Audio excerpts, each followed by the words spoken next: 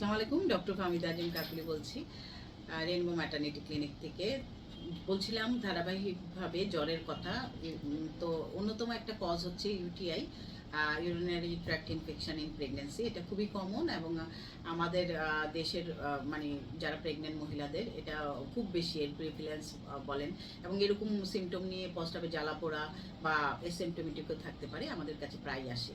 তো কেন হয় এটা শুধু এই ভিডিওতে বলবো। এটা হচ্ছে কি আপনার হরমোনাল বিভিন্ন রকম চেঞ্জ হয় বা গ্রেভিড ইউটেরাস যখন বাচ্চা বড় হতে থাকে, মানে জরায়ুটা চাপ দেয় ব্লাডারের উপরে, তখন ইনকমপ্লিট এমটাইম বা যেটা আমরা বলি হচ্ছে কি ব্লাডার খালি হতে পারে না সহজে।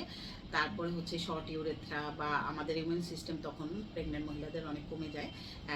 সেই সব কারণে কিন্তু ইউটিআই হতে পারে।